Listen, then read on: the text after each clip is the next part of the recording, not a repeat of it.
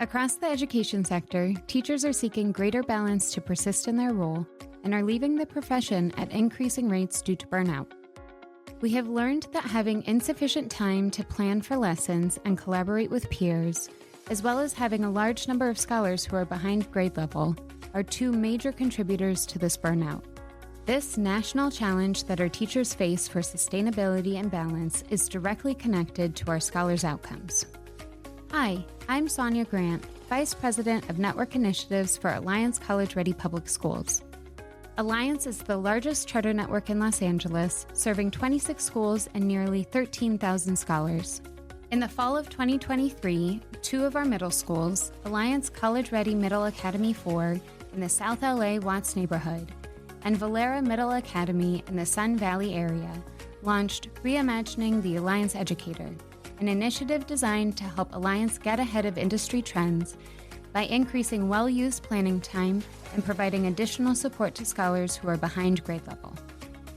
At our Reimagining the Alliance Educator pilot schools, we have more than doubled planning time for our teachers, created new targeted intervention opportunities for scholars, and significantly expanded enrichment opportunities at each school. Now, we hope to pass along what we've learned to give you tools for your own school in hopes of spreading this groundbreaking work. Alliance College-Ready Public Schools brings to you Reimagining the Alliance Educator, the podcast. Practical discussions and advice on finding greater balance for teachers and better outcomes for scholars.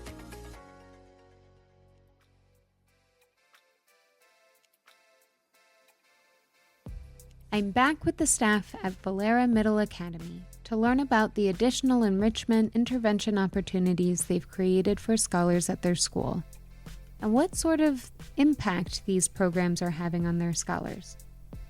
As a reminder for our listeners, Valera implemented a Reimagining the Alliance Educator schedule that we call our double daily planning block model, where all teachers have 2 hours of consecutive planning time daily. Additionally, as a part of their Reimagining the Alliance Educator pilot, Valera increased intervention time for scholars who need the most support by 5 hours weekly, and substantially increased extracurricular opportunities for scholars. We just did an art show a few weeks ago, and getting to see some of the amazing creations that the students made and that reflect some of their feelings and their emotions. It was just really great to see. And so just in terms of what we think about when kids come to school, are they excited about the academics? Great, we've got that. Are they excited about visual art? Wonderful. Are they excited about building things with their hands and coding them with their mind? We're going to create a space for that and really be like a beacon for that. That's today on Reimagining the Alliance Educator, the podcast. I am JT, Jonathan Tiongco, founding principal and executive director for Alliance MIT, home of Valera Middle Academy and Marine High School. My name is Erik Carlstone. I've been involved in education for about 18 years in different capacities. I started as a high school English teacher. I then became an instructional coach working with the Green Dot Public Schools CMO. I then became an assistant principal with a nearby Huck Schools middle school. And then I started working as an AP here at Alliance Valera Middle Academy. And in the last 2 years, I've been in the role of principal. Welcome back. So JT, can you share with us the shifts that you made to your staffing structure, roles and responsibilities for your team, your schedule, in order to be able to expand planning time for your teachers, as well as your enrichment and intervention programming, really kind of giving color into all of the different moves that were essential to making that possible? So in order to provide more planning time for our staff, as well as expand our electives and intervention course offerings, it really did take a couple steps. One was removing the elective responsibility from all of our core teachers. So while some of our teachers really enjoyed those classes, it added another layer of work that can make the job a little more taxing than most teaching positions. And so by removing that elective class that core teachers used to teach, that allowed them to be able to have double planning time, and double planning time with less content to teach. So now they can dig in more into English and history or math, science, and not have to worry about teaching another elective course with different sets of students. And so by providing that additional planning time for our teachers, what it required was hiring additional teachers. So we've added staff, but that just led to greater benefit for our kids. They got more access to these courses that we've been wanting to provide. And now through this pilot, we were able to make possible. Can you talk a little bit about shifts in programming that your scholars have experienced through the program? I know that you've expanded enrichment opportunities as well as intervention time. So can you give our listeners insight into what those changes have been? You know, the pandemic was really tough for our scholars, whether it was social, emotional, trauma, academic, lack of academic support that they would have wanted. We really wanted to prioritize intervention and remediation. So this pilot allowed for us to increase the amount of opportunities for reading intervention, math intervention, ELD, like English language development. In addition to the remediation intervention, it was about getting our kids to be excited about coming back to school. When you've been a kid who got used to looking at a Zoom screen, didn't have your friends around, it was hard to get back up in the mornings to go back to a traditional grind of going to school. I think we all felt it as adults. So imagine an 11 to 14-year-old kid.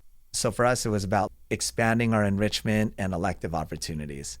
So we added our arts program, but then we're also building on our STEAM electives. So science, technology, engineering, arts, and mathematics, building in the computer science, building in health, building in some more visual performing arts.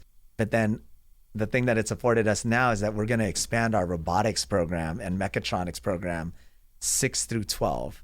These had been programs that have been highly successful in our high school. Now through this pilot, we're able to add this on the middle school side. Those kind of classes are what motivate and inspire us to go to school. It's what gets us excited. It's for the kid who's not traditionally inspired by English or math.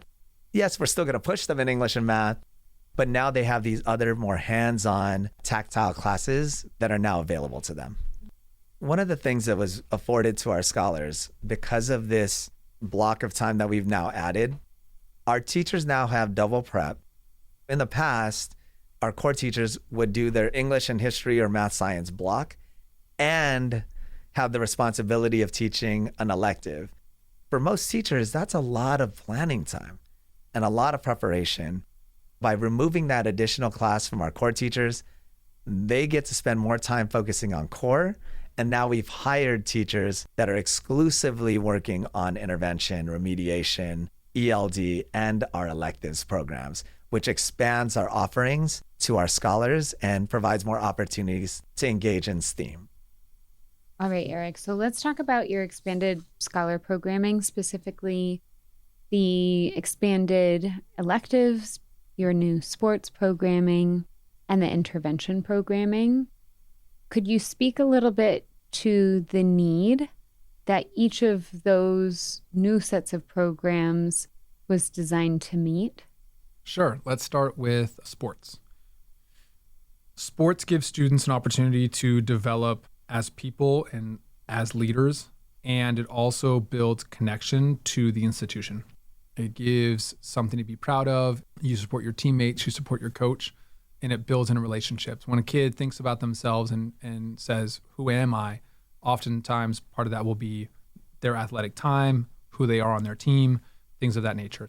We are a school that, and I would say this is true for many charters, right? We focus on academic rigor. We want students to grow academically, and that's not easy. So we'll often pour a lot of energy into that.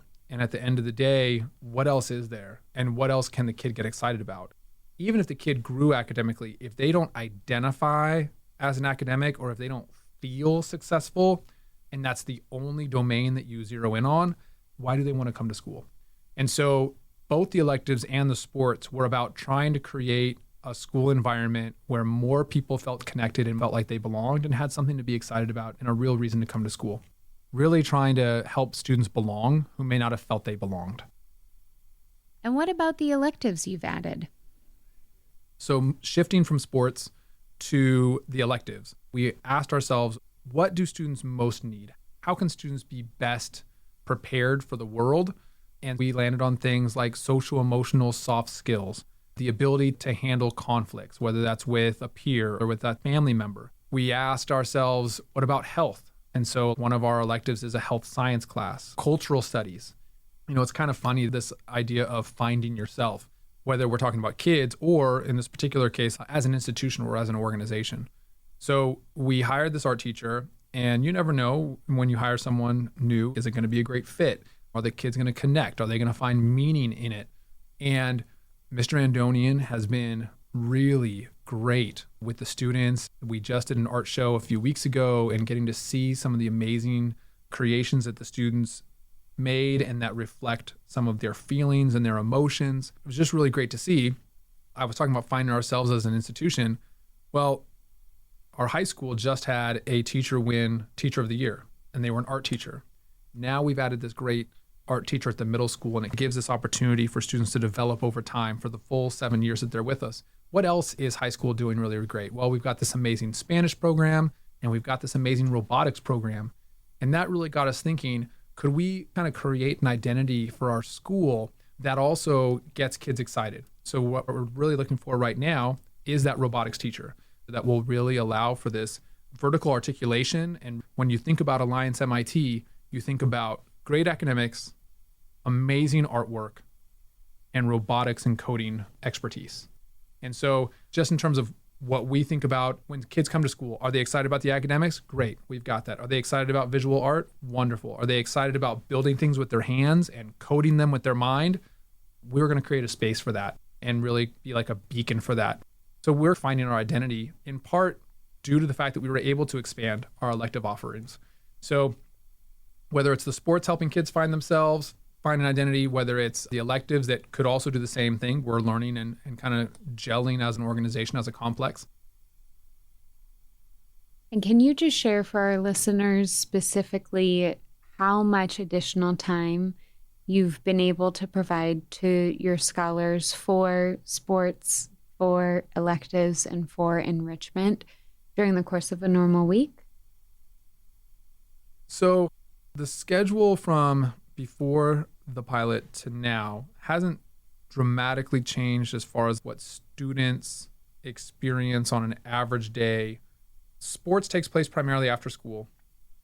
Sometimes they'll leave during advisory class if they have a game or if they have a particularly special practice, but that hasn't really changed that much. What has changed is that teachers used to teach one elective course for one period, and then they would teach their core assignment for 4 periods. What this has allowed them to do, those core teachers, they now have 2 prep periods, 2 hours a day, focused purely on their 4 periods of core instruction. And then we've been able to bring on teachers who are extremely excited and passionate about those electives. And they're able to not only bring that energy, that focus to the students in one grade level, but they're actually working with students from all grade levels. So when Mr. Andonian works with them in 6th grade and then works again with them in 8th grade, he's able to really create and ensure a runway to visual art excellence. Same thing with robotics. Same thing with health science and making sure that we have healthy living habits. Same thing with social emotional skills. So it's not necessarily that the amount of time that kids have gotten has changed so much as the quality of the instruction with a passionate educator who is focused just on that thing. Thanks so much for the overview of your expanded enrichment programming, Erik. Can you share a bit about your expanded intervention programming with our listeners? More than half of our students come in 6th grade, more than 3 years below grade level in reading and math. And for some of those students, they're coming in at 1st or 2nd grade in reading or in math. And so it doesn't make sense to say to a 6th grade student who comes in at 2nd grade in math, hey, let's do 6th grade math. And I think if you had an honest conversation with them, they'd be like, that doesn't make any sense. If I'm at 2nd grade in math, why are you putting me in a 6th grade class? So we really have to seek out the most effective ways to provide them with supports that accelerate their growth. We know they're probably not going to go from 2nd to 6th grade level in 1 year, but if we can get them to 6th grade level by the end of 7th or beginning of 8th, then at that point in time, they're only 2 years behind and they're in a place where they may be on grade level. during their high school years. And intervention systems are really important for making that happen. And can you speak a little bit to the impact that you've seen on your scholars from each of these different programs? Yeah, I mean, I randomly talk to students sometimes in a week or in a day, and I'm just like, hey, talk to me about what's going on that's well. Like, what should we be doing differently? And I give them parameters because there's certain things we're not going to change. We're not going to change the fact that we're not allowing cell phones throughout the day.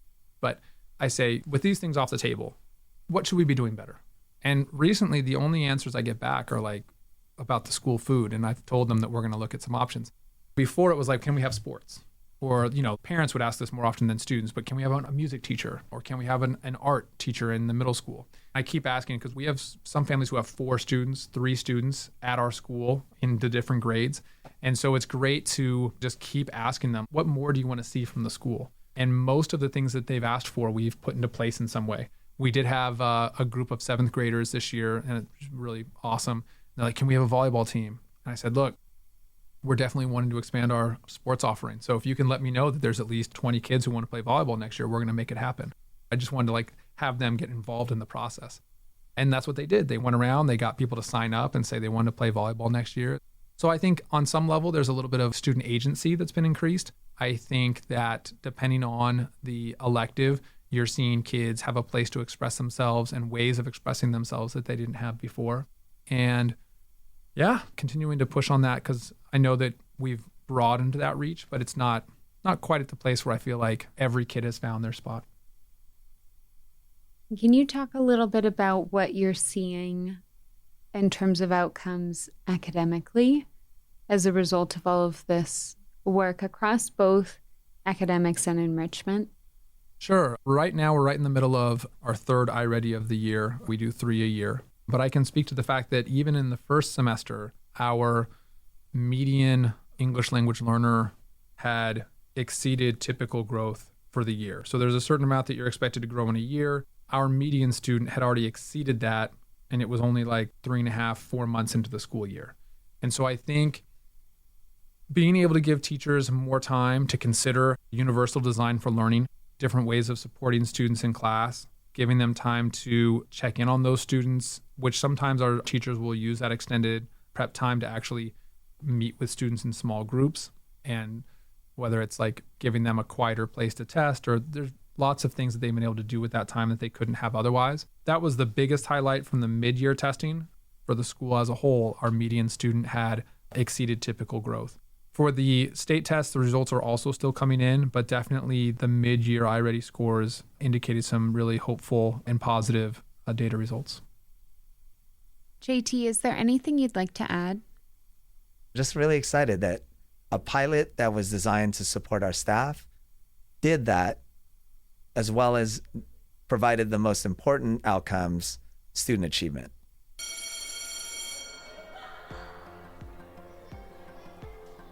Hi, I'm Francesca, and I'm a 6th grader at Alliance.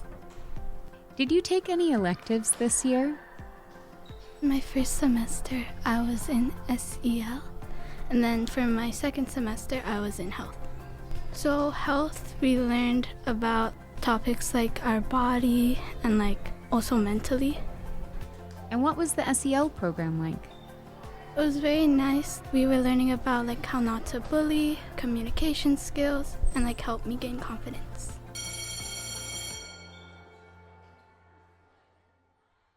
We'll be right back after a brief message. Alliance College Ready Public Schools. The school is small, so you really get to know your teachers and other students, and they also get to know you. But the school is also big. It has all these amazing programs, like robotics and theater and other cool clubs. Ready to expand your world? Alliance charter schools are free and open to all students. Enroll today at laalliance.org/enroll.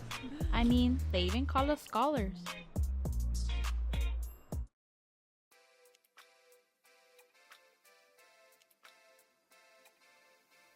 Welcome back to Reimagining the Alliance Educator, the podcast. It's been great learning from the principal and the executive director of Valera Middle Academy from a higher level, but I also wanted to know about the teacher's experience with this program. My name is Cynthia Cassandra. I have been at Alliance, MIT, then became a middle school, Valera Middle Academy. I've been here about 8 years. I've always been math and integrated science, but I also have been an enrichment teacher. Right now, I am the No Place for Hate student coordinator, and I also am the program lead for our Encore tutoring after school. Not only have we expanded planning, we've also expanded programmatic opportunities for scholars. Specifically, health and art, as well as SEL electives have been added. And also, we expanded the intervention time for scholars. Can you talk a little bit about how you've seen that additional time impact scholars at your school? Specifically, I've seen, especially, I love art. I'm not an artist myself, but I was an art history minor when I was in college, and it's so great to see the kids get involved with their art program. There's some kids who just academically, they are not going to be where we anticipate them to be, but I think the experiences that they get through expressing themselves through artistic means can help support that as well. And so all of our scholars are able to prosper. And I think that that helps because it also opens up their perspectives on life. It's not just all academics. It's about the artistic part, the left and the right brain, of course, being able to express itself and being able to work in one beautiful individual. And I think that that is important for all of us as teachers, educators, humans, to realize that all these intelligences, they have to be expressed one way or another, or they will shut down, and that sustainability of that particular person will not be over time because they will not be able to fulfill their purpose or even discover it. Mm-hmm. So I think that's important. Have you noticed any positive shifts in any of your scholars that might struggle more academically, but were able to have an enriched experience at school because of participation in art or health electives or sports? I talk about sports because we had a very award-winning class this year. Our sports teams for soccer and basketball and football. I had a few students who were low performing in mathematics and science, and they became part of the sports teams, and they have been winning, which is great. So as a result, we have our teams, and they were winning. But some of the higher performing students were able to help those who were lower performing, and so their teammates started developing and growing and having better math scores on their performance.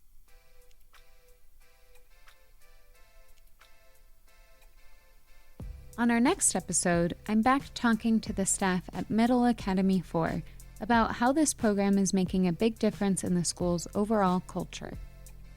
We're trying to teach students many different things, right? We're having conversations about mental health and what it means to take care of yourself and being kind to yourselves, because I know that many times in middle school, students have difficulties with these things. And so trying to model what it means to have self-care can be very important.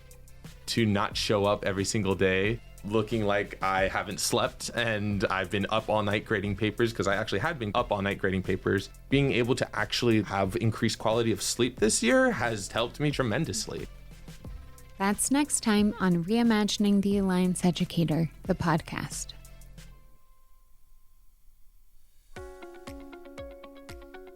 If you're interested in learning more about Alliance College Ready Public Schools, in becoming an educator or enrolling your child, visit laalliance.org. Or if you're already a part of the Alliance community and are interested in the Reimagining the Alliance Educator program, reach out to your school leader. Let them know you think this is a good idea and ask for more information on how your school can join. And don't forget to rate the show. It really helps spread the word, which will hopefully inspire more schools to try something new. Reimagining the Alliance Educator, the podcast, is produced by the Alliance College Ready Public Schools Home Office team, with producer and writer Monique Madrid, Jace Stewart, and myself, Sonia Grant. Sound and editing was done by Jacob Tumino and Travis Thompson. Alliance's CEO is Pablo Villavicencio. Special thanks to Valera's principal Erik Carlstone, Executive Director Jonathan Tiongco, teacher Cynthia Cassandra, and scholars Devin, Francesca, and Samara. Brought to you by Alliance College Ready Public Schools.